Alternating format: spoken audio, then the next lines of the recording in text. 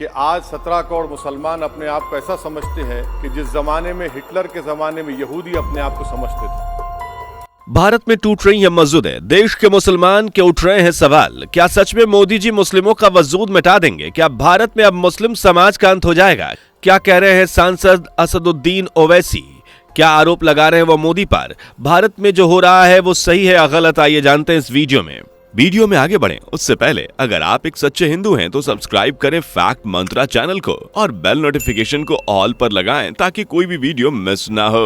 दोस्तों, हमारा भारत देश इस समय एक ऐसा देश बन गया है जहां की आए दिन नई नई खबरें मीडिया रिपोर्ट्स के माध्यम से खूब सुर्खियां बटोर रही हैं।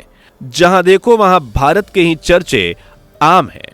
एक तरफ भारत की बढ़ती हुई इकोनॉमी, दूसरी तरफ भारत के विदेशों के साथ संबंध आज भारत के दुश्मनों को बेहद खटक रहे हैं। खैर, देश की तरक्की खटकने की बात आई है तो जनाब बाहर की बात तो छोड़िए, भारत में रहने वाले भी किसी दुश्मन से कम नहीं है।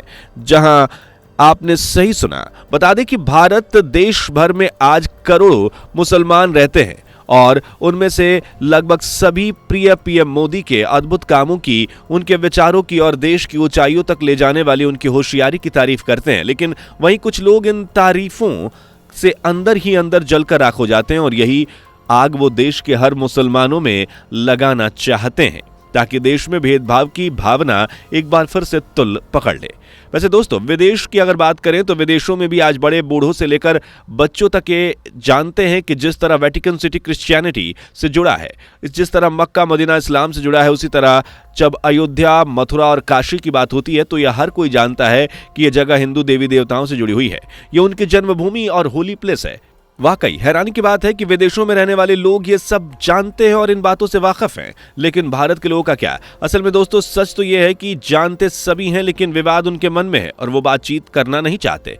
आज देश के कुछ मुसलमानों के ऐसे सवाल उठ रहे हैं कि आखिर भारत के मुसलमानों का क्या होगा? आखिर क्या इतिहास को कुरेदा जा रहा है? क्यों मुसलमान इस बात का रोना रोते हैं कि हमारी मस्जिद छीनी जा रही है? चलो जैसे तैसे हम अयोध्या का मान लेते हैं, लेकिन ज्ञानवापी का क्या? अब तो सरकार और सनातनी लोग ज्ञानवापी मस्जिद के पीछे पड़ गए हैं जहां मुस्लिम नमाज अदा करते हैं। अब वहां से भी मुसलमानों को हटाने की कोशिश की जा रही है। पर जरा दोस्तों आप गौर फरमाइएगा, आज ऐसे सवाल करने वाले लोग ऐसे नए नए मुद्दे बनाने में लगे रहते हैं। हमारी मस्जिद हमने खो दी और वहां पर क्या किया जा रहा है आप देख रहे हैं। नौजवानों, क्या तुम्हारे दिलों में हमारे दिलों में तकलीफ नहीं होती?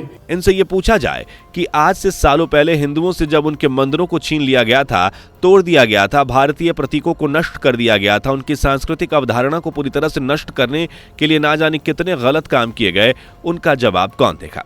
आज भले ही अयोध्या की मस्जिदों को तोड़कर मंदिर बनवाया गया है, लेकिन पीछे की कहानी को भी तो देखिए। जहां राम मंदिर को तोड़कर मस्जिद खड़ा किया गया था, आज वहीं भारतीय लोग जब सालों के बाद कानून के जरिए अपने हक को लेने की गुजारिश कर रहे हैं और वाकई सुप्रीम कोर्ट के फैसले के बाद ही राम मंदिर बनने की शुरुआत की गई, तो अब कहा जा रहा है कि मस्जिद तोड़ दी गई है। ये कहां की बात रही दोस्तों? साफ साफ कहा जाए तो दोस्तों ये वही लोग हैं जो करोड़ों भारतीयों के बीच भेदभाव पैदा करना चाहते हैं। वरना देश के हजारों लाखों मुसलमान ऐसे हैं जो बेहद ही खुश हैं। यही नहीं, उनका तो कहना है कि बाबर हमारा कौन है। लेकिन इसके बावजूद दोस्तों भारत में ऐसे कई मुसलमान लोग हैं जो आज मोदी पर मुसलमानों के अस्तित्व को खत्म करने का आरोप लगा रहे हैं। जी हां, यहां बात हो रही है असदुद्दीन ओवैसी जी की, जो मोदी जी को सम्राट पुजारी कहते हैं। चलिए उनकी बातों पर भी चर्चा कर लेते हैं, लेकिन उससे पहले अगर आपने वीडियो को लाइक नहीं किया तो जल्दी से लाइक कर दीजिए और चैनल पर नए हैं तो चैनल को सब्सक्राइब कर लीजिए। दोस्तों, संसद में असदुद्दीन ओवैसी जी मोदी पर आरोप लगा रहे हैं। उन्होंने इस्लाम का अस्तित्व खत्म कर दिया। यह नहीं कहा जा रहा कि भारतीय मुसलमान को मोदी जी पर भरोसा नहीं है।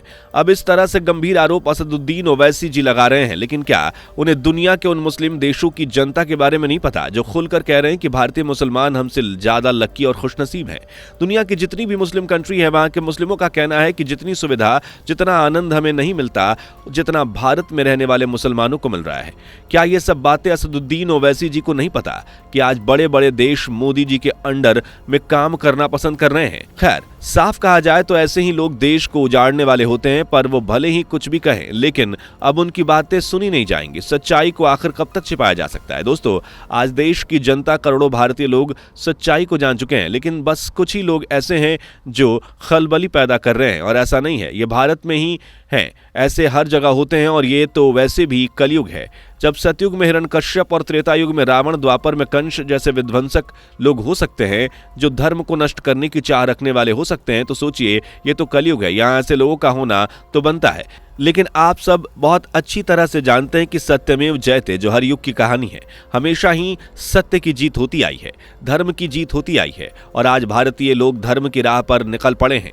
यानी मतलब साफ है, अब तो भारतीयों की विजय ही होगी, सनातन धर्म की ही विजय होगी। और अब तो मुसलमान भी मानने को राजी हो चुके हैं कि बाबर हमारा कौन था।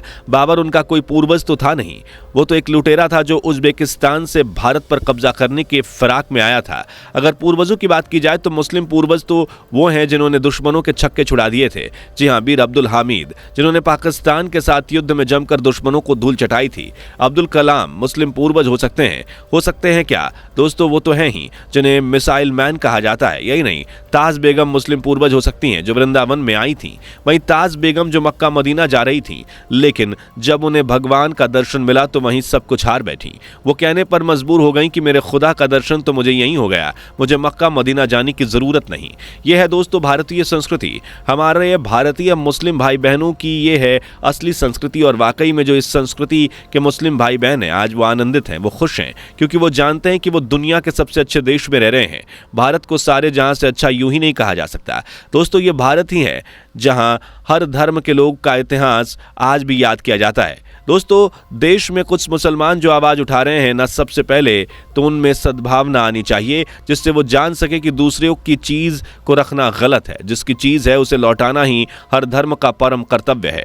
और जब ये सद्भावना और ऐसी संस्कृति लोगों में आ जाएगी तो वो खुद ब खुद समझ जाएंगे कि बाबर तो उनका कोई था ही नहीं, बाबर उनका कोई पूर्वज था ही नहीं। वो तो एक लुटेरा था जिसने उस समय लोगों से ऐसे भेदभाव पैदा किए जो आज भी देखे जा रहे हैं। अब यार, दिल्ली की बाबर रोड ले लो, ये क्यों रखा गया था? बाबर रोड नाम सड़क, अगर उनके पूर्वजों के नाम पर किसी सड़क का नाम रखना ही है तो उनके पूर्वजों के नाम रखो, जिनकी आज भी सराहना की जाती है। वीर अब्दुल हमीद के नाम पर सड़कों का नाम रखा जाना चाहिए, ताज बेगम के नाम पर सड़कों का नाम रखा जाना चाहिए। लेकिन यहाँ बाबर रोड का क्या मतलब है भाई? उसकी सरकार, उसका शासन जा चुका है। अब सरकार, भारत में एक आज़ाद देश है, तो उन बंदिशों की यादों को आज भी क्यों जिंदा रखना? आखिर क्यों उनकी क्रूरता और बर्बरता को हम उनके नाम के साथ हमेशा याद रखें? यहाँ बात हिंदू और मुस्लिम की नहीं हो रही। मुस्लिम नाम रखा जाए, हक से रखा जाए। आप इमेजिन कीजिए वीर अब्दुल हमीद मार्ग कितना अच्छा रहेगा। जब इस रोड का जिक्र होगा तो याद आएगा, हाँ, ये तो उस वीर का नाम था जिसने देश के दुश्मन के छक्के छुड़ाए थे। खैर, मुसल्लम ईमान क्या होता है दोस्तों? जिनके जीवन में राष्ट्र के प्रति ईमान हो, धर्म के प्रति और मानवता के प्रति ईमान हो।